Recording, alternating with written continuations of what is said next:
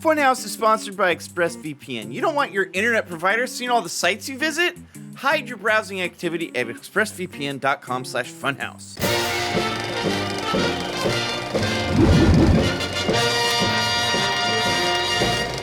Hey everybody, welcome to another episode of Filmhouse. This is the first of the year. I think we're technically coming back. This is a January when we pre-recorded before the holidays. And so now we're coming back to the beginning of the year. I'm actually really excited for this one. For once. Well, we're not going to be arguing about the merits of two completely random films with each other this week. We're going to be having some cool conversations with some really cool people. At least you're included amongst the cool people. Thank you for having me. Absolutely. You're not allowed to go anywhere else because you live here. But I'm also excited for this guest that I know Elise and I have been reading for quite some time. Not to make you feel uncomfortable, Vince, but we've been reading you for quite some time. Yeah. And we follow each other on Twitter. We followed each other for some time, and we've tried to coordinate this to happen, but we just said 2020 is not the right year. Let's wait. Let's wait until the timing is right. Vince Mancini, thank you so much for coming on. Oh, thanks for having me. It's been a long time coming. I'm glad we're sliding in just under the 1 year mark. Yeah, we're doing it finally. Vince is a senior film and culture writer at Uproxx. He's a founder of the Filmdrunk, former blog. Now it's just kind of an entity within Uproxx. It's its own entity there, right? And then also the creator of the FrotCast and Pod Yourself a Gun, the Sopranos podcast. You're also a stand-up comedian, which is one of my favorite things about you. Is you're a very, very funny person, very funny to read, and very funny performer. So.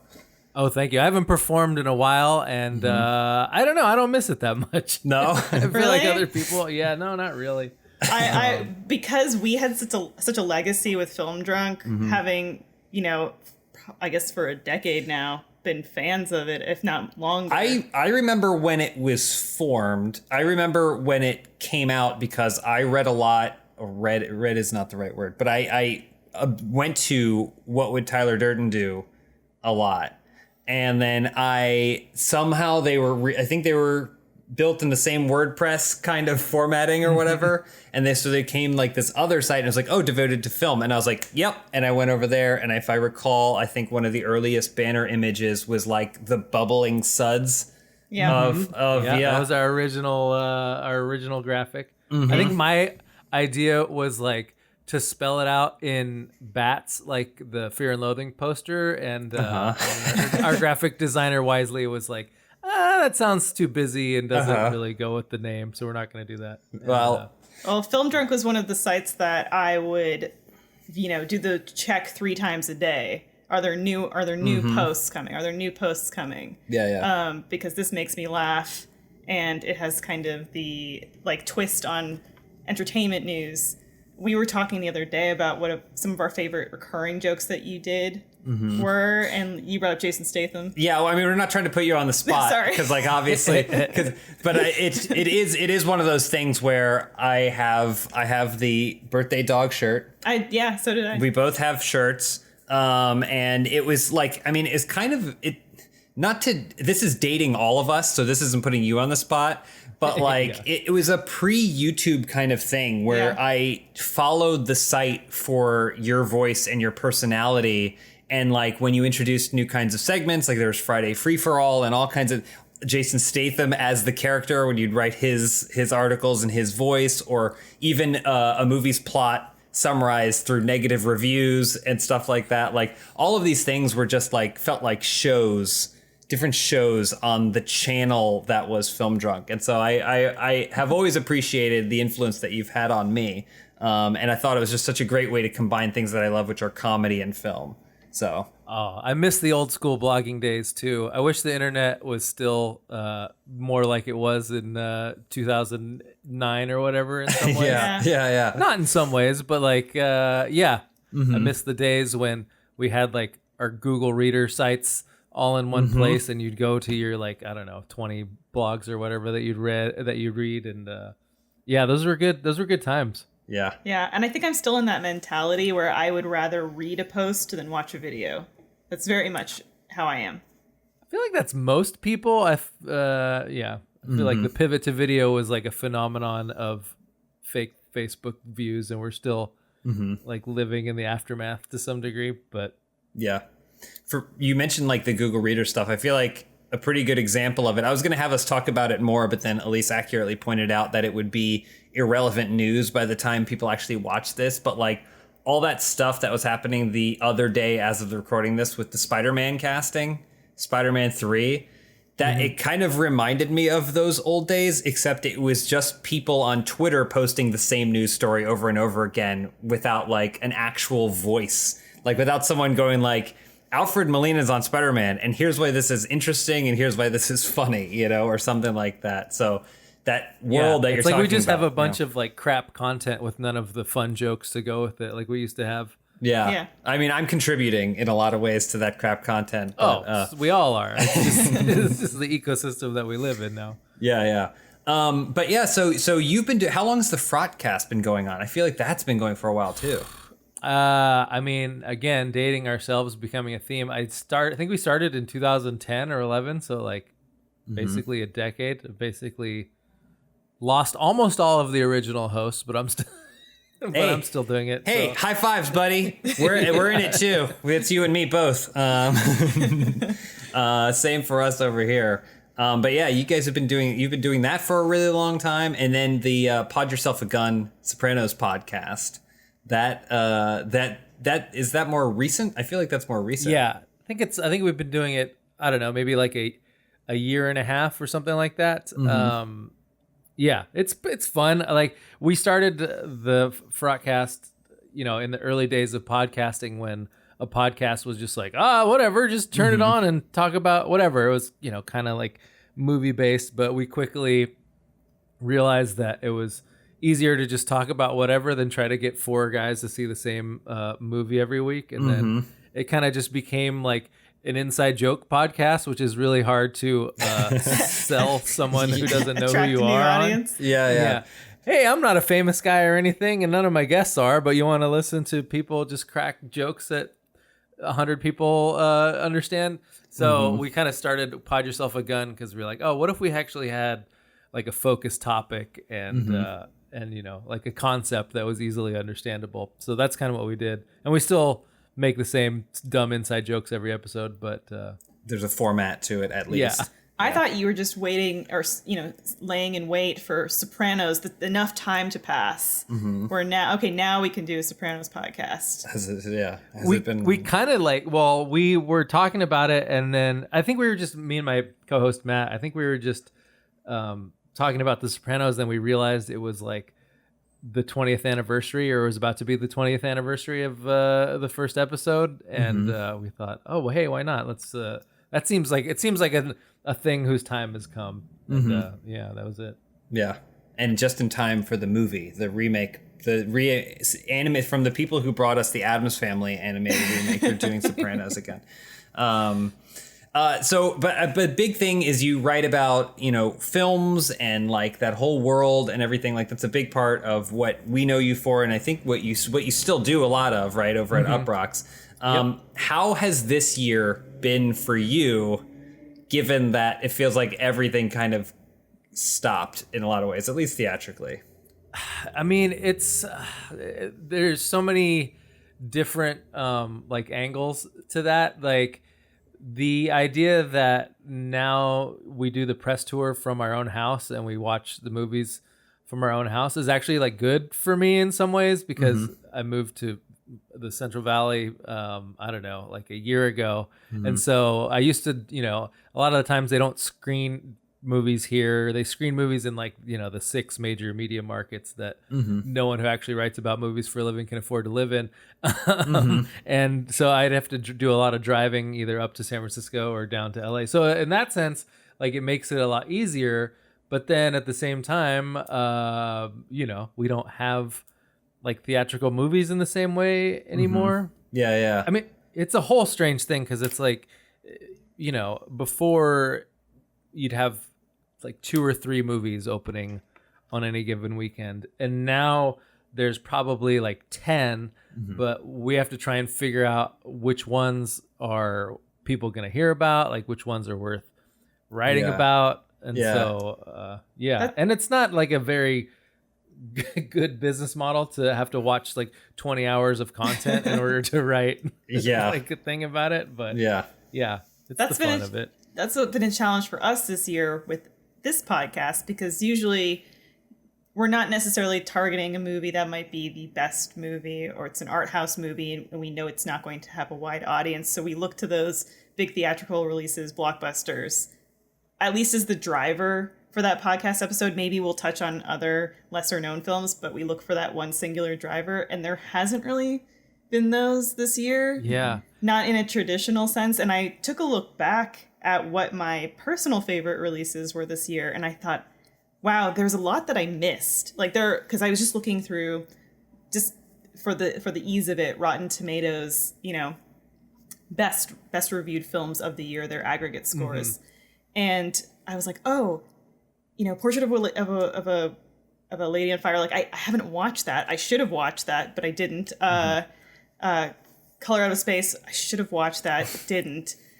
So I have a list, but I'm just kind of like boggled by my own list of your picks for the year. My picks. Yeah. But then I saw, there's a ton that I should have watched that I didn't, because they just didn't seem high profile enough. Right. Yeah. I mean, it's like everybody kind of feels that, like you have to look at other lists, and then you find, even if you write about movies for a living and you think you see a ton of them, it's like there's still a million that you haven't seen. There's just no way to see all of them. And so, and like you said, like trying to find the conversation of that week and then kind of like go from there and do like a theme on it. I like to do that too. And it used to be, you kind of would know like what that movie was going to be. And now it's like, it's kind of all guesswork about what the one that people actually are going to talk about is. The Netflix introducing its top 10, like now when you can see what people are watching in the US or whatever, and it's top, it blows my mind. We put on Netflix yesterday and Little Nicky was number 6. And I'm like, what is going on? And Elise was like, well, there's probably a lot of nostalgia. And I'm like, well, no, I said comfort, because I do think right. In quarantine, there's, at least for me personally, there's been this move to let's watch things that are comfortable. Yeah. Oh yeah. But for sure. But it's not like it's Billy Madison or Happy Gilmore, right? Like it's Little Nicky, which is arguably the movie that like kind of broke Adam Sandler for a while. Like people are like, all right, that's enough. And it just blows my mind that just by nature of putting it on Netflix, people, I mean, you can't go out, I guess, but like it's either. It's like, yeah. It's like trying to understand the psyche of the nation, like through whatever is on like the Pornhub homepage, where you're like, why are there so many people that want this thing? And Yeah. And you can't, and it's so hard to figure out at any time. Same, Little Nicky. I'm trying to remember what was one of the weirdest ones. Little Nicky's got to be up there, like the deep cut Sandler movie. The Impossible, the Naomi Watts disaster movie, where her and her husband and kids are in Thailand or wherever, and there's a tsunami. That was the tsunami movie. That was like number 1, and now she was like, I can't believe it's number 1. Thank you all so much. Like the Impossible finally did it, and I was like, what is happening? Yeah.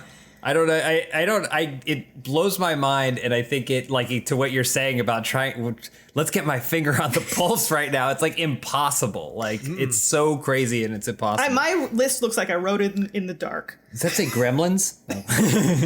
No.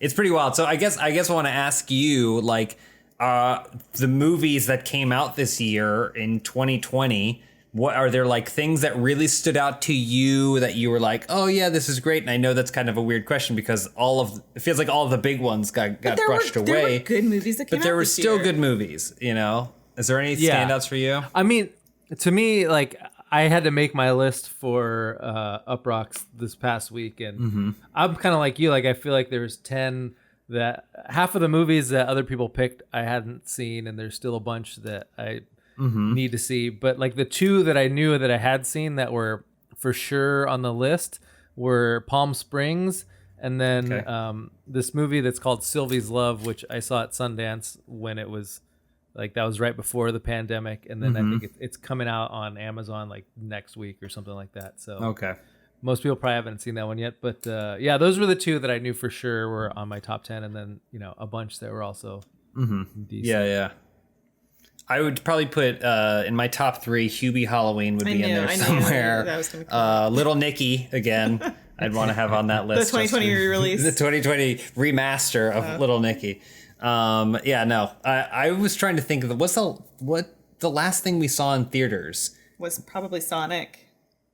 Was Sonic the Hedgehog. You're right.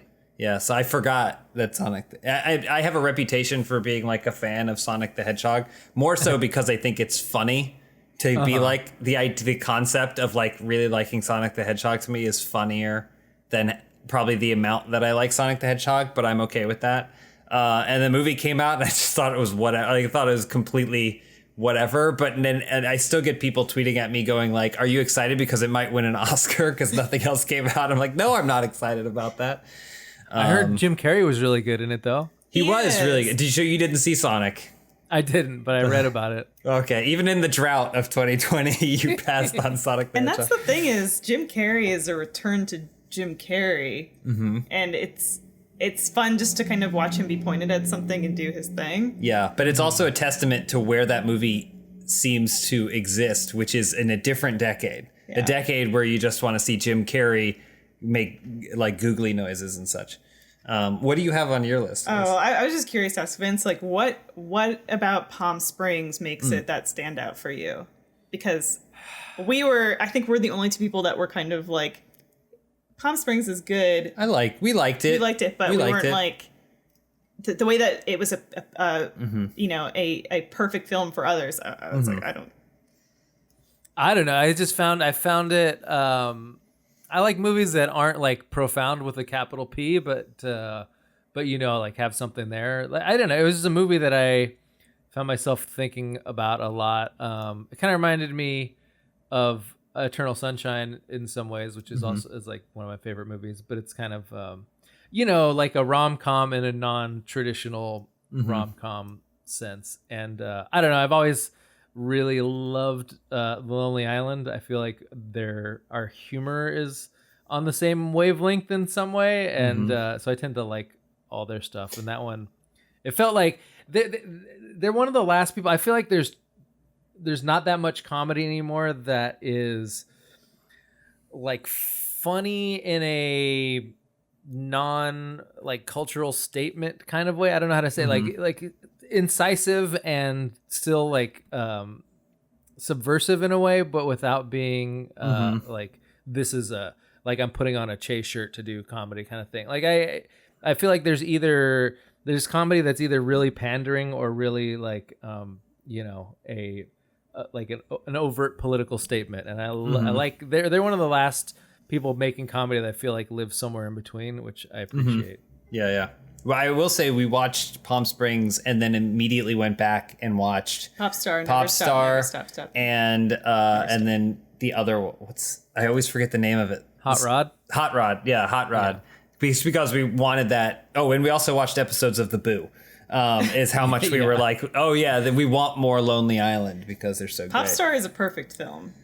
To me, it's just it's a comedic whirling dervish that kind of starts and then never stops, and it has so much texture in that sense. Like I think it's endlessly rewatchable. In fact, I think it was you who initially wrote, and then I've screamed it every single time it comes up about the crime that it was that none of the songs from that movie were nominated that year. Yeah. I mean, I've never heard like any Oscar song that's as good as Mona Lisa, but somehow that guy, like the ones that made me the most mad were Pop Star not getting any nominations, and then Ladies of Tampa from Magic Mike getting shut out. Yeah, it's very pretentious group over there. It's a snub. Academy snub. So Elise, what else do you have there? I just sort of run the gamut on. I looked at their top reviewed movies. His House, which came to Netflix within the last month, which I watched, which is right. Just these. I don't know if you saw it, Vince. I never know which one is that. It's a horror film, and it's these African refugees go to England, and it's kind of hard to it's a little bit of more like cerebral horror movie, but they end up in this house and they have a dark event in their past that then starts translating itself into horror happening in this home that they've been given. And I actually really liked the premise because they're refugees and they can't, it's there's always the question in a horror movie, why don't they just leave? Like there's clearly a problem in this house, just leave. Like it's not worth it to stay. But they are under, strict, what's the word? Like they're under like lockdown, not a lockdown, but like house arrest, kind of like house arrest. It's not really how they. A recommended stay. Yeah, it's just they really can't. They can't leave. Part of their ability to stay there is they need to be in this house, so they can't leave it, and it's pretty great. Like it has some scary moments, which I watch a ton of horror, and I think it's tough to create new and interesting visuals that are scary and sort of sit with you. I have the only documentary on my list because I feel like I kind of shortchanged documentaries this year was Mucho Mucho Amor, The Legend of Walter Mercado. Mm-hmm. Yeah. Which I remember that one. I never saw it. It's good. Yeah, it's delightful. It's kind of the equivalent of like if you're watching, a Missing Richard Simmons podcast, but as a yeah. But that sort of stays with you too because you're like it's just this person who's had a kind of whirlwind life. Yeah, a very eccentric person who's had a whirlwind life. By the way, I've forgotten, so much has happened this year and nothing has happened. Yeah. That there's no points of reference for me to remember having seen these films until I see them on your list. Yeah, and then I was looking at them and I said, oh, I guess that movie came out. The Trip to Greece, we're just always advocates for any of those trip films. Like that was on my list too. Mm-hmm. Yeah, they have their shortcomings, but it's just like a fun time. Oh yeah. To watch it. It's comfort watch. That's the ultimate comfort watch. Yeah. I think this one was also a little like less, like this one had a little more, I don't want to say plot, but it had a little less, it wasn't just straight up like a fun lark like some of the past ones have been. Yeah. Yeah. For sure. Yeah, and it's kind of like watching Steve become a man, but he's like 60. Yeah. Well, we were also simultaneously watching all of the old Alan Partridge shows at the same time too. So you get a taste of him doing the Alan Partridge, and then you watch Trip to Greece, and then it's literally Rob Brydon mocking him for all of the things he did to be famous at Alan Partridge. Yeah. Aha! Yeah. I finally started watching that this year too, and it's one of those shows that's so funny that you want to like live the past decade of your life in the UK just to understand all the references, because it's the same thing with The Trip. It's like it's funny, but that there are like a wealth of cultural patterns and references that you're missing at the same time. Yeah, like when they say something, they describe him compared to some sort of mid-90s British TV personality that is like never broke off into the like across the ocean or anything like that. Yeah, and it's tough because sorry, go ahead. It's funny because it's you try to think of, or at least I do, I try to think of the equivalent of like what is the American Steve Coogan or something, or someone who's like super famous here, but if you said it to the average person in England, they'd be like, what, who? But that doesn't really exist because our pop culture is so like heavily saturated in other places, whereas like so many English references just do not. Yeah, like we have no frame of reference for half of them. Yeah. I'll say this real quick. If you haven't, there's an Alan Partridge audiobook. There are a few. Well, yeah. But there's one that basically tells his story of him as a youth up to about the time he gets his show. And it's got some really great stuff. It's read by Steve Coogan, and it's all in the voice of Alan Partridge. But to your point where you don't get all those references, he has another book called Nomad, which I haven't read because I think it's him traveling across either the UK or Europe, and I'm kind of worried that I won't get a lot of the references.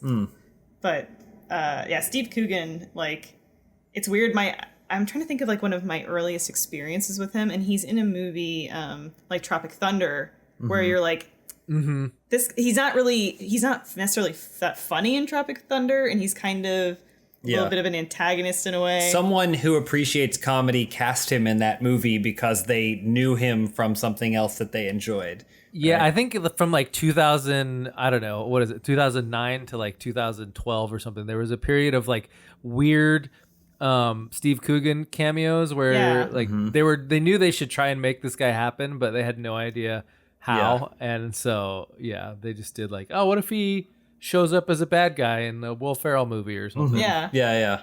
But he's always like the slimiest, most unlikable thing, and you're like, why? We always scream about Tim Heidecker in Bridesmaids because he's Maya Rudolph's husband in that movie, but he doesn't do anything. He doesn't do anything. Stand in the back. Maybe there's a deleted scene or something with him somewhere, or they just thought, let's put him in the movie. We like him. Yeah, it just sounds to me like someone involved in either the casting or directing or whatever of that movie knew that Tim Heidecker's a funny person, so they cast Tim Heidecker even though there was nothing for him to do in that movie. Yeah, that was what made it so funny, is that he was just there as like a dorky husband. Yeah. You're waiting for him.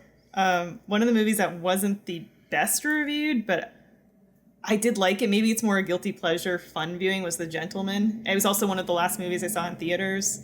That's the Guy Ritchie, like kind of sort of soft return to Guy Ritchie. I completely forgot about that movie. I never actually saw that one, and it's like if you're looking for like a fun evening rental, it's a good time. It's got a great Hugh Grant character. Yeah, Hugh Grant steals scenes. Yeah. But it's definitely worth a watch. Hugh Grant we're in a Grant-assance. He's finally getting to act. Mm-hmm. How did you guys feel about The Undoing? Was that we haven't watched it yet. No, I haven't seen it. Have you watched it all? I have, and I had to berate my podcast co-host last week because he was like, I haven't watched it yet, and I'm like, come on, man, everybody's talking about the finale. But yeah, he hasn't watched it yet either, so I won't spoil it or say anything. But we should watch it. We have to watch The Undoing.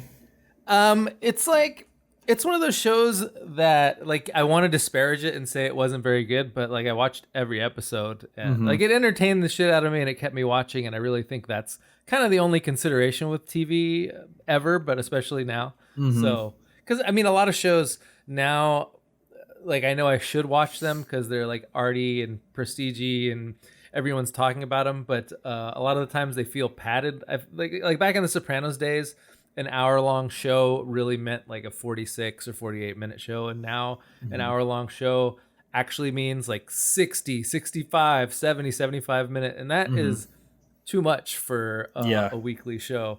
And a lot of them are doing that. And Undoing I managed to make it through all the episodes generally without falling asleep, which is tough. If you had to rate it out of 10 floppy Hugh Grant haircuts from 1998, how many? I would give it 8.1 over-injected lips of what's her face? Nicole Kidman. Yeah, there we go. That's what I was. Yeah, really blew that one. Really blew my own joke there. But yeah, you got what I was saying. We got there. I also had Borat 2 on my list, which was the movie I think we all needed. Yeah. Didn't expect, but all needed. Yeah. I said that the girl who played Borat's daughter really should get awards consideration, because I think that is a tougher type of acting and like a ballsier type of act. Like she pulled it off, and that is just incredibly hard. I can't imagine very many people being able to do what she did in that movie. Oh, absolutely. We were talking about that, I think on another podcast, but we were talking about her specifically and how harder that must have been for her to do it. And the whole time I was watching, I was like, who is this person? Like where did they find this person that's so perfectly good? And like, even when I saw the first trailer, I was like, oh, I'm definitely going to watch this. I'm excited for it. But I'm a little apprehensive. I hope it isn't so much devoted to his daughter, because I feel like, there's no way someone could keep up with Sacha Baron Cohen in that capacity. And then I was watching it. I was like, oh, give me more scenes. I'll take more scenes with her. And then looked into it, and she just, who knows? She just came out of the anywhere. So some young like Bulgarian girl. It's funny, yeah, because it's like that movie. They couldn't really have a Borat because he was kind of too famous, so they had to have his daughter come in and basically be the Borat, which I can't imagine too many things harder than that. And it's funny because they kind of did the same thing with the Bill and Ted movie, where they gave Bill and Ted daughters, and then they just had them try to be exact copies of their fathers, which doesn't make that much narrative sense in the first place. And I think one of them kind of half pulled it off, and the other one, and it was just kind of annoying. And if you watch that movie and then Borat 2, you're like, oh yeah, this was successful and so much harder than what they did in that. Yeah, absolutely. Yeah, it's but I mean, even just beyond that movie, like, didn't pull any punches, kind of, in my opinion, like, especially comedically. It was like, someone probably said, all right, but it's 2020 and we can't do the kinds of things. And then someone else said, no, fuck that. We're doing, it doesn't matter. I don't care. Well, also has some surprisingly heartfelt moments. Like when he's in the synagogue and then ultimately it starts with it's appalling. It starts appalling, but then you get to the end and you're like, this is actually quite sweet. Yeah. She was so sweet. I mean, it's so tough to take anybody at face value now in a way that it wasn't when the first Borat came out. So, part of me was like, they know that this is a movie, right? Like, that's not, like, she knows what she's doing and blah, blah, blah. But then her speech was just so sweet, and the whole thing, like, I almost cried watching that scene. It was so nice. Yeah, and they give him food. He's hungry. I mean, part of it is I would just love to see how that movie is made, because, like, what you're talking about, how much of that is, because some of it you're like, no, there's no way that truck driver like had that thing on his pallet, took it off his pallet. A young woman came out and a stranger told him to just nail it back down, and he did. Like right. There are certain things. But I tried to get that interview. It was a non-starter, which I kind of understand. Like, maybe we don't really want to know how the sausage was made there. But yeah, you watch it and the first thought is, how the hell did they shoot this thing? Yeah, I'd love to know, but like, kind of like you said, I think maybe in like 30 years, kind of when we had, remember when we had the masked magician reveal all those old secrets on TV in the late 90s or whatever. We need a masked magician for the Borat and movies like this, but in 30 years when it's time for people to come up with new tricks anyway, so it didn't matter. Can you imagine if it was that disappointing as the masked magician was? Where it was like, well, the secret to making an entire plane disappear was they just pointed the camera at a different part of the runway, and we're like, yeah, it's gone now. The best thing about the masked magician was that it all built up to the reveal of the masked magician, and it was like because once they ran out of magic to ruin, they were like. It became who is the masked magician? And on the very last episode, they go, and now we'll be revealing the masked magician. And he took off his mask, and it was just some guy with brown hair. And he's like,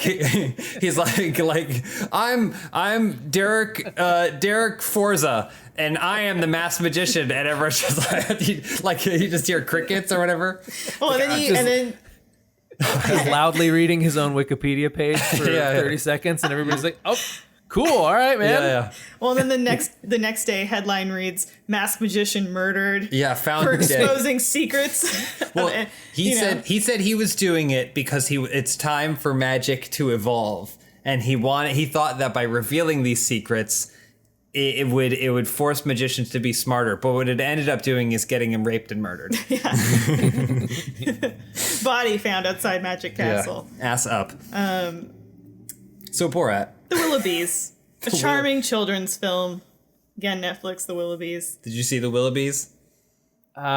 Which one was that again? I think what was that? It sounds familiar, like I started watching it. It's the one, they all had weird hair. They all had wacky red hair. Well, it was a 2020 film, I can tell you that. Okay, yeah. Neglected by their parents, 4 old-fashioned siblings venture out into the world with their new nanny. It's oh jeez, my phone. My phone's gonna fall. It's the animated one. Okay. Yeah. I didn't see that one. It was really beautiful. Yes. And for that, it is memorable. It was sort of the Wes Anderson equivalent of. Well, I guess Wes Anderson makes his own animated films, so that's a moot point. I was gonna say it's the Wes Anderson equivalent. Someone of Wes Anderson is shaking his flimsy fist at you, very upset. Yeah, it was very beautiful. I feel like though it didn't. I don't know that I was like watching it. Like I am so enchanted by this film. Klaus from last year, I feel like kind of stood out more, but. It kind of looks like they try to do like the Aardman animation style. Like it kind of looks like the character design is similar there. Yeah. There was a new Shaun the Sheep movie this year, but I didn't see it. 2020 is just full of disappointments, huh? You know. Any other standouts that? The Hunt. I did enjoy The Hunt. The Hunt was the last thing we saw on a big screen. We went to a drive-through right before drive-in before everything kind of shut down. It was a double feature of The Invisible Woman or The Invisible Man and The Hunt. And I remember liking The Hunt more. But then looking back on my year, I go, well, I wish maybe there could have been a better movie that I saw in theaters. Because we haven't seen Tenet. We haven't seen... It's not trying to think of the other. Not worth seeing at all. I mean... I have liked almost all of Christopher Nolan's movies, and I would consider myself a fan. And I hated that movie. It was like all of his worst tendencies just concentrated and blown up on screen for I don't know, like almost 3 hours. It's just like some of the scenes are very impressive, and you wonder how he pulled them off. But it is just the most expository dialogue being shouted at you, like just nonsensical expository dialogue being shouted at you for 2.5 hours, and you can't understand a third of the words anyway because he still refuses to make sound properly. Imagine a world though where we find out how Borat and Borat 2 are made, and then the masked magician takes off his mask. It's Christopher Nolan. Oh my God. It's Christopher Nolan. And it was him, and he's like, because he wants to raise the bar for future Borat filmmakers. all future Borats. Vince, have you seen Freaky? No, that's another one on my list. That was another one that came out of left field where I saw like, oh, it's like a Vince Vaughn comedy horror thing, and then I got a bunch of good reviews, and I was like, oh, really? I had to see. I was supposed to see that one. God damn it! It is good. I think it's good, but I do think that there's this trend in 2020 because we're in such a drought that there are some movies that are getting lifted up on this pedestal as being immaculate, where it's just that we're starved for new films. So it's kind of how I feel about movies that release in like January through March, where if there's something that's just okay, people are like, this is the film of the year. There's also films that like if they hit at the right time and are about the right social issue, like no one wants to give it a bad review because that would be like a bad look at that time, and so they get like wrongly held up as some of the best of the year. And I feel like every year or two there's a very sad dour slog of an abortion movie, and it gets held up as this like monumental piece of filmmaking because they're like, see, this is what it's really like. Yeah, the best abortion movie you've ever seen. Yeah, which is not like, to me, like rubbing your nose in a bad thing is not a successful piece of art necessarily. But yeah. This year it was that movie Never, Rarely, Sometimes, Always or whatever. I didn't see it, but I saw it on a bunch of lists. It's a very slow and dull movie about a girl like taking a trip to get an abortion, and then it's over, and you're like, okay, yeah, now I know that that's a thing that exists. Great job. Yeah. You're like, I do feel empathy. Yeah. So I do. You could just tell me it sucks, and I'll believe you. Yeah. Give me the cliff notes of that, and I'll be just as angry that that's a thing that people have to do. Yeah. I think that's always going to be a thing. It's interesting because this year, I mean, not to get into it at all, but like obviously with all the Black Lives Matter and the protests and stuff like that, like there was a lot of fuel for a film that spoke to kind of those social issues to really gain some traction. But since nothing was able to come out, I feel like nothing is gonna. I'm genuinely curious what things are gonna look like when it comes to award season and they want to talk about it, right? Well, it's gonna be Da 5 Bloods. Yeah. Oh, yeah. Which, like, Da 5 Bloods, it has, like, its issues. And we talked about this because we were like, Spike Lee maybe should have outsourced someone to help him with some of the action scenes. Because that didn't really seem to be his forte. That being said, Delroy Lindo, who is in that, is like, I really like him a lot. The movie was just he's great in everything. It was just tonally wacky for me. It felt like a bad student film. Like I'm hesitant to say that because like I am admittedly like not a huge Spike Lee fan. Like to me, he is very much like Oliver Stone, where I feel like they just have a sensibility that I don't really. It's like I don't like it. It's very like heavy-handed and obvious, and I don't love. It's not the kind of movies that I like, and so I kind of just let other people go. All right, I realize that's not my thing anymore, but it's still when people are talking about how great Five Bloods was, I was like that. It was just felt like a tonal disaster to me, and he was just like name dropping random events that didn't seem like they were relevant to the plot, and It seems like kind of what you're saying. I think Oliver Stone is a perfect comparison. It seems like they don't make films collaboratively. And like, obviously a lot of filmmakers are auteurs and they just follow their own trail. And I think because there are some Spike Lee movies that I do like a lot.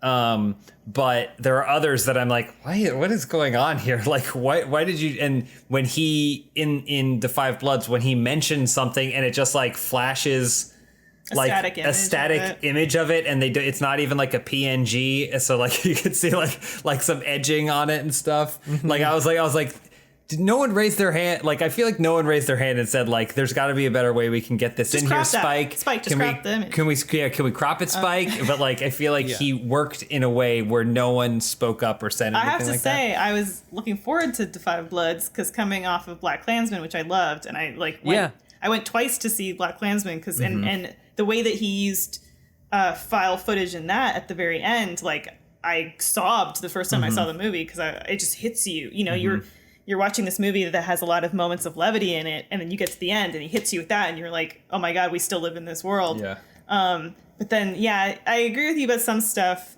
with the Five Bloods, but for me, it was just the action scenes where I was like, Spike, why are you don't need to do this. Well, there's also the action scenes didn't make a ton of sense either. You're kind of like, not only was it like weirdly filmed, you're like, why is this happening? This doesn't seem like a thing that would happen.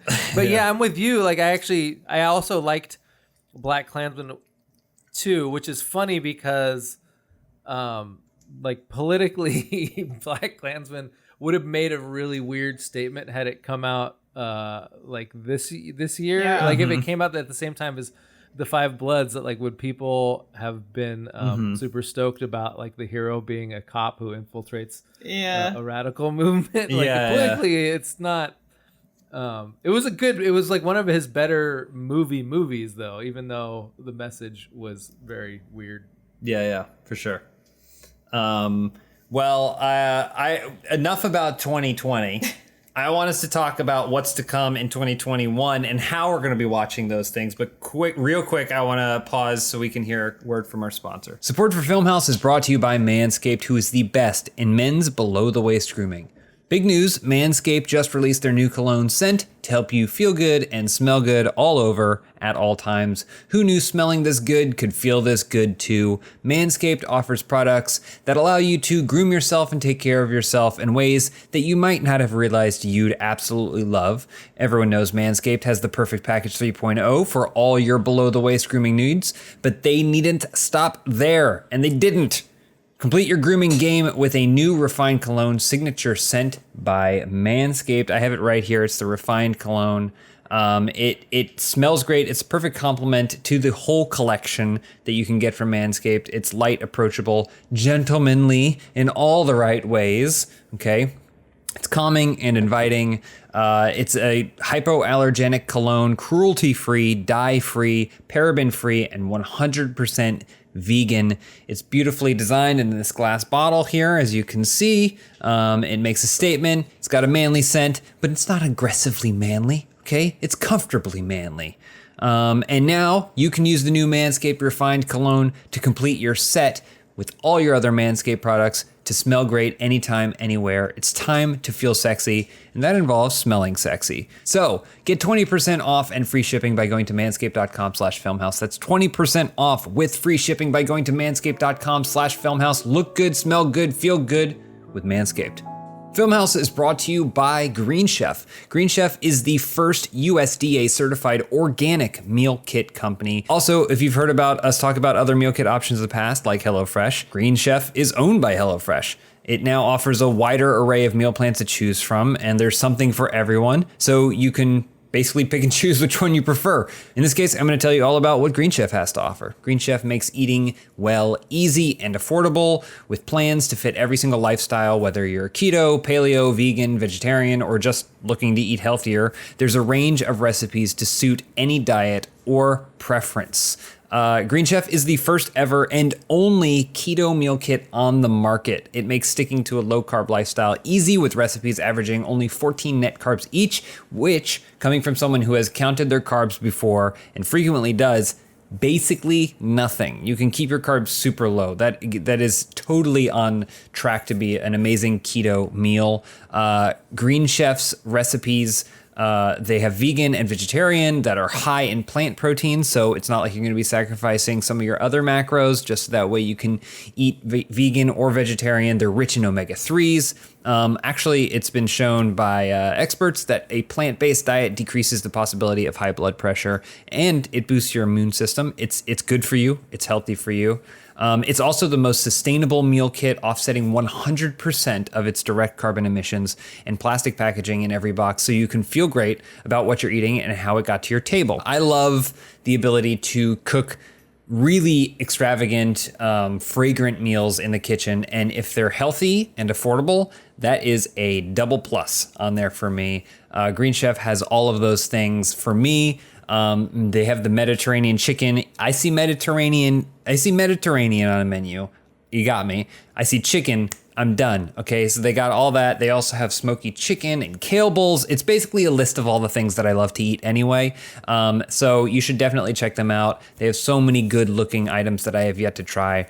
Go to greenchef.com/filmhouse90 and use code filmhouse90 to get $90 off, including free shipping. That's greenchef.com/filmhouse90 and use code filmhouse90 to get $90 off, including free shipping. It's going to be your easiest way to a healthier culinary lifestyle. And we're back. So 2021, it doesn't look like things are going to get that much better that much quickly. So it's not like theater doors are going to finally spring open in January and we're finally going to get to see Black Widow. But there are still some movies that are planning to come out. There's some things on the release list for 2021, very optimistic, maybe internationally, but also very optimistic studios.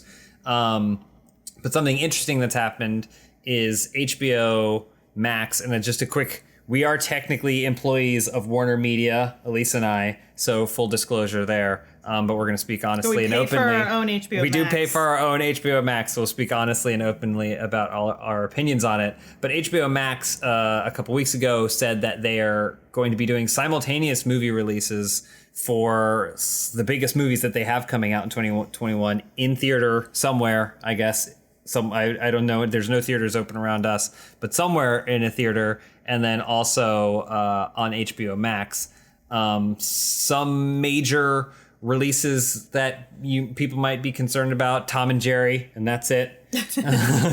Actually, this was the best press they could possibly do, because my brain turned off that whole keep track of what's coming out in movies and like movie news thing, and so like I didn't know that there was a Tom and Jerry movie coming out. I honestly didn't realize there was a Mortal Kombat movie coming out, or Godzilla vs. King Kong, but all of these things. Yeah, I just didn't. I don't know. Just kind of wasn't paying attention to it. Wasn't checking Joe Blow as much as I used to. But yeah. So is there anything 2021 HBO Max or otherwise that like you're looking forward to? I'm kind of like you. Like since I stopped having to do, 8 posts a day where I post movie trailers and I know everything that's coming out.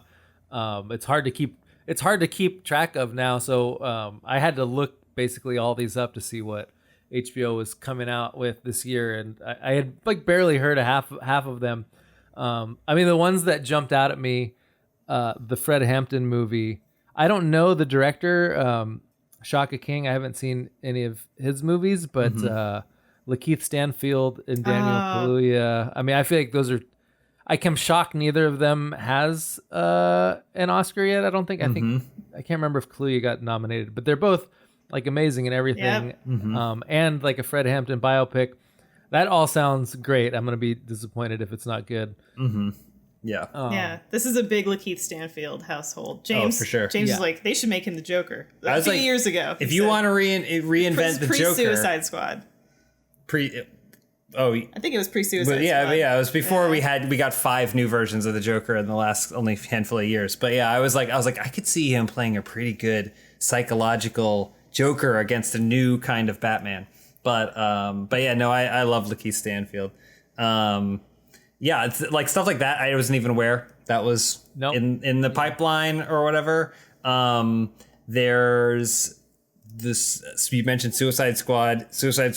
Another Suicide Squad is coming. Okay, what is going on with the thing where we just have new movies and they're the same name as old movies? Like, can we not find new names to movies anymore? Like, there was a show Run on HBO, and then like not even a year, the same year, now there's a movie called Run on Hulu. How the hell am I supposed to keep those track of those in my mind? Scream.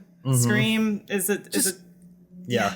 I don't know. It's bad enough that the freaking Avengers movies don't have numbers next to them, so I can never remember. Like, I can't remember which one is Endgame and which one is Infinity Wars. Like, they all bleed into one like big mush of a movie in my mind. I almost feel like that's what they want in some ways. Yeah. Like, I mean, I've been saying for years that we are in the era of an existing idea has 1,000 times the value than an original idea. It's almost like the knockoff studios that, you know, when they want to make a knockoff of Independence Day, they call it Day of Independence. Yeah. Because they think that you'll get tricked and you'll click on that and you'll pay for it.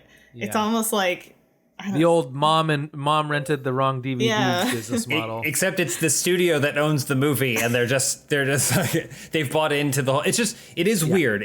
And no, in this case, I think it's an anti-labor thing. It's like if you work for a newspaper and they decide that none of their writers are going to get bylines, then that way none of those writers can get too big and go off and start and work for the competitor or something. Like, so if you don't think about like who is directing these Avengers or even which one is which, you're just like, all you think about is like, oh, good, Avengers, and then they eventually can just, you know, pass it off to someone that they don't pay any money. Absolutely, which is probably why we're getting a new Space Jam. I pulled up an article. It was great. I pulled up an article to like just make sure I was getting all these movies because I wanted to make sure we could list them and refer to them if we needed to.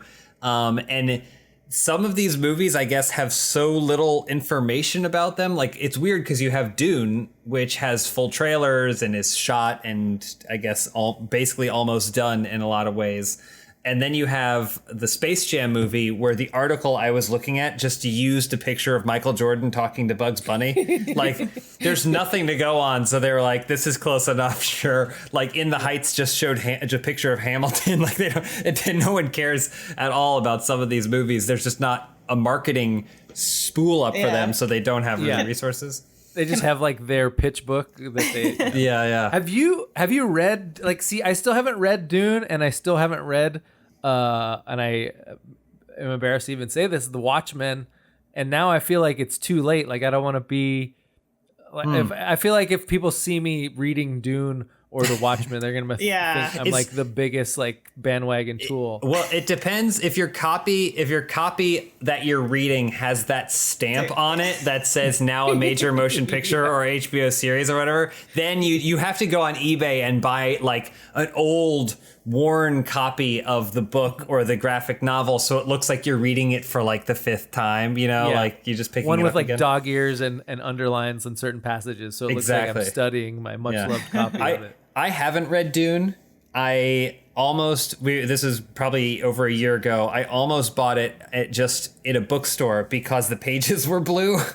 It's like, but I was like, this is huge. It was super thick. It was massive. And I was like, there's no way. Like, if I'm reading this in bed and I fall asleep, I will break my nose. It will literally shatter my face. But I have said that I might like audiobook Dune at some point, but now I don't know.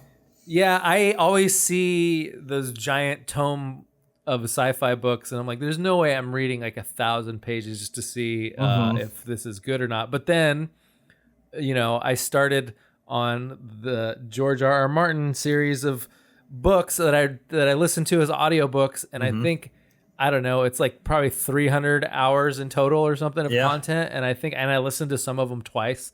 So I could have learned probably like 3 foreign languages in that time, but I did the same thing. I had a commute, and so I listened to all the George R.R. Martin books, including the one book that didn't have Roy Dotrice doing the reading, and I was just angry the whole time. And now he's dead, so he can't even do the rest of them. I loved that he would forget which accents he did with certain people, and like a few times he did like a problematic accent for one character, and then by the time they recorded the next book, he had forgotten and was on to like a new problematic accent. Yeah. He was a treasure, and he will be missed, Roy. We miss you. Well, he was at first when he used to do Varies, he did it as he did it weird, like lispy and saliva-y at first, and it was really off-putting. And thank God he forgot that he had done that by the time they recorded the next book. Yeah. Can I name some non-HBO Max movies that are coming out Absolutely next year? not. This is a Warner Media podcast. Okay. Please do. Morbius, of course. Oh yeah, baby. James has a segment called Mount Up for Morbius. I would say if anyone's gotten burned, I don't want to say that I've suffered the most this year, but I'm probably top 5 humans who've suffered this year. I'm saying facetiously. But what about Jared Leto though? He suffered the most. Jared Leto suffered because he had to come out of that meditation and learn that COVID had happened. Right. But I do on another podcast. Bummed him out so much. He was just heart was mellow. On this other podcast, again, I don't really have much else to talk about except for movies, but I do a segment at the end of the podcast where I basically build hype for a movie that's coming out, and it's generally a stupid movie. So it started with Countdown for Cats. I was really excited for Cats, and I would have guests on, and basically I would use that as an opportunity to teach people about cats, like ask them which one of these is a made up name and which 3 are real names from it, and like have the people that are on guess and play games with them. But then Cats came out, so I had to find a new movie, what I thought was going to be stupid movie to celebrate leading up to it, and I picked Morbius. And Can you explain more who Morbius is? Of course. And what he's all about? Morbius is the living vampire, Michael Morbius, portrayed by Jared Leto in the film, and other things about him. But like, Jared Leto as a vampire superhero is what you're saying? Yes, anti-hero. That does sound incredible. But I made this new segment called Mount Up for Morbius, where it was the same thing. I would ask trivia about just vampires in general, but then also with the character of the expectation that come May 2020 we would with the expectation that come May 2020 we would all be seeing Morbius, and I would be able to close that chapter on my life. But then it was delayed until 2021, so I've just had to continue doing it. Oh. So now there's been countless segments. We don't even talk about Morbius anymore because there's nothing. There's no news. There's no one saying anything. Anyway. Morbius misery is what it should be now. Yeah, absolutely. I actually had to write like a Fincher ranking like last week or the week before, in honor of Mank, and I realized that like one of the best things about David Fincher is that for like 10 years. He would just put Jared Leto in his movies with a stupid haircut and have him get the crap kicked out of him. And, you're right. And this is the best use of Jared Leto that there is, I think. It's true. There's Venoms, Halloween Kills, Uncharted. I'll just read a bunch, then we can go back to Untitled Spider-Man Far From Home sequel, Candyman, the Spider-Man 3 Mission Alfred Impossible, Molina. Jungle Quest, Fast 9, James Bond. Live action, 101 Dalmatians, Black Widow, of course, Black Adam, another Forever Purge. Forever Purge? Is that an actual movie? It's called the Forever Purge, or maybe it's just called Purge, but then they're like the tagline is the Forever. In the world of the Purge, there's only one purge a year, but in this world of the Purge, there's a purge every day. Clifford the Big Red Dog, The Man from Toronto, which I've heard from some Toronto-nites. There's not actually anyone from Toronto in it. Okay. New Sherlock movie. All right. Well, none of these sound nearly as exciting as Matrix 4 or Space Jam. Yeah, is there anything other than... what was your reaction when you saw Nolan coming out swinging? I want to, we don't have a ton of time left. I want to hear your thoughts on Nolan, and then... I mean, this whole thing with streaming, and I feel like it always turns every movie writer into like they all think that they're like this industry analyst, and they are the best prognosticator, and I find it very obnoxious. Because like I would love to preserve the theatrical experience, but also from like the studio side, they got all these movies and they have nowhere to release them. So like, what else are they supposed to do? So I would think like the ideal thing would be like, yes, for like the next 8 months, just put all your movies out on streaming, and if you're the government, yes, bail out movie theaters so we can still have movie theaters when this is all over. But so now it's like there's these armed camps where I feel like Nolan takes anything that breaks the 3-month theatrical window as like an anti-theater move or something, and which is weird because I don't know. I get wanting people to see your movie in a theater, but obviously these are not normal circumstances. Christopher Nolan, I like to work out a lot.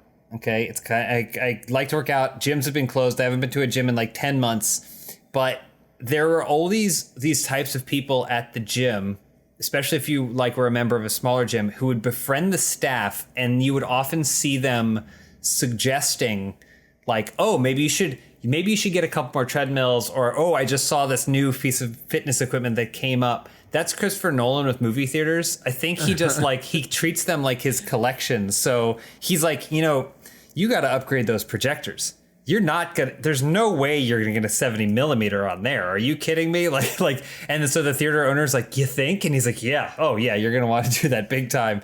And then so he doesn't have to spend any money on a 70 millimeter projector for himself. He just goes to the theater that now owns it. That's what he feels like. So now all this time and energy and investment that he's put into theaters, it's being ripped away from him. And I think that's really hard for him to deal with. Yeah, I also think there's this sense of it's impossible to go home again. And I understand why he's angry because, unless you live next to whatever, I forget what that nice theater is over by, that was in Once Upon a Time in Hollywood by the Arby's over there. Anyway, unless you live next to like a legit cinephile theater, like the multiplex experience does kind of suck. Like they always turn the lights down at the wrong time. It seems like no one gives a shit about how to project the movie right, and kind of just seems like no one cares in general. And a lot of the things that we still want there to be, like you can't. It's hard to. I'll go. My example for this is like the mall. Like when we were growing up, like you always used to go to the mall, and now like brick and mortars are kind of going out of fashion and they're dying, but like you still need them for stuff, right? So like when I was trying to buy a suit for my wedding, like I remember when I was 18 or 20 and I bought my first suit, and I went to like the department store, and the guy was there and he was like helping me, and then they would get it tailored for you afterwards and stuff. Like this time I had to go to the mall, and I was just like walking through blocks and blocks of like an empty mall. Like there was just no one there that like to help me, and it's like even when you want to do the old fashioned thing and support the thing that you remember, it just doesn't exist anymore in the same format. It's like dead in some way. Yeah. And it's like it's hard not to wonder if that is going to happen to theaters, like the more and more people don't go to them, and then they start cutting staff and stop giving a shit. Yeah, I mean, also like it's such a corporate thing. Like there's like only a handful of theater chains. It's not like, I mean, I'm the same as you. I'm desperate for the theater experience to come back, and I want to participate because that's my preferred way of viewing most, I would say 95% of all movies. But it's not like we're saving the uncle from Munsters. Isn't he the guy who owns the theater in Last Action Hero? There aren't really many independent theaters, at least not in bigger cities. Yeah, so, it's not like that's the case anymore. So, I mean, yes, that's my preferred experience, but as you mentioned, Christopher Nolan still has a hard time calibrating his movies to It's also, be I think watchable. it's a narrow-sighted perspective on his part of like, Christopher Nolan, people are dying, people are losing their jobs. You know, come on. Yeah. Like, this is important, but it's also like, you know, like this can't be important at the expense of other things.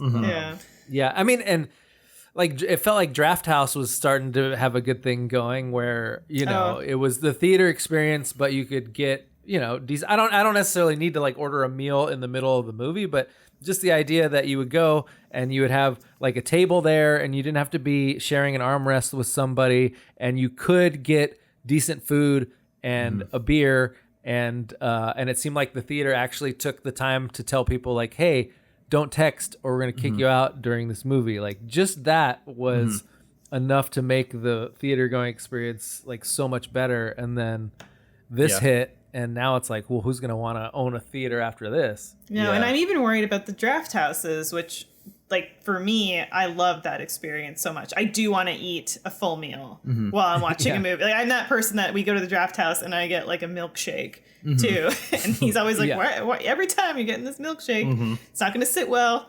But I do, and I love it. But now I'm kind of even worried that they could be in jeopardy. Yeah. And well, it's just the attention span that it takes to watch a full movie from start to finish is in jeopardy. Like even, I mean, even for me, and I'm like almost 40 years old, like I have a hard time not looking at my phone during the movie. And, you know, for kids, it's like impossible. Yeah. So at least with the theater experience, it was a way to be like, all right, you're forced to do that now. Yeah. I mean, before this, I don't want to go out on a down note. So there's at least some good that's come out of all of this.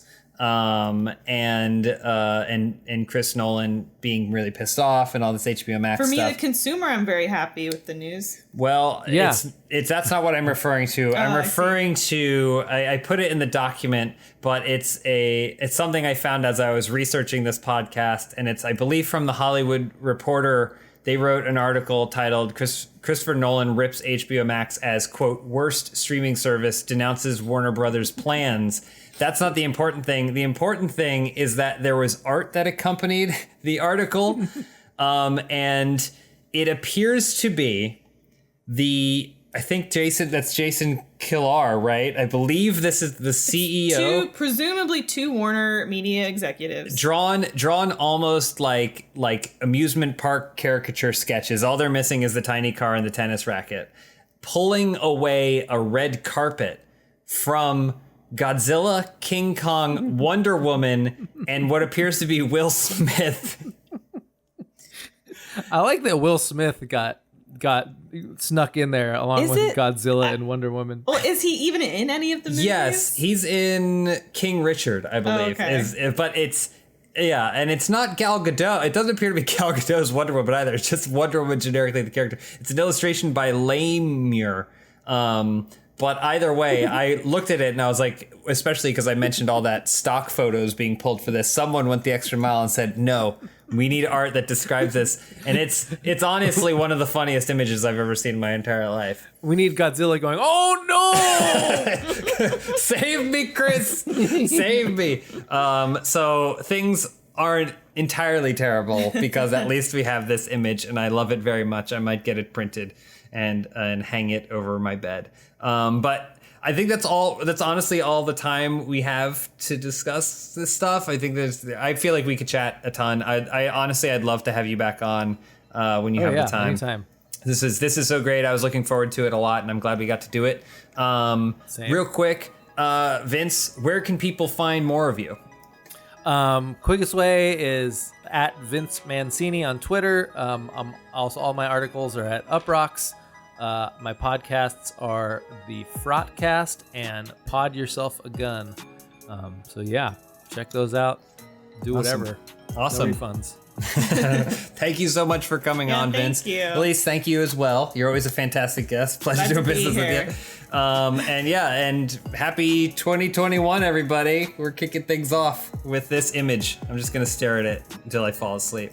But no, thank you, Vince. Thank you, everybody, for watching, and we'll see you next time. Bye.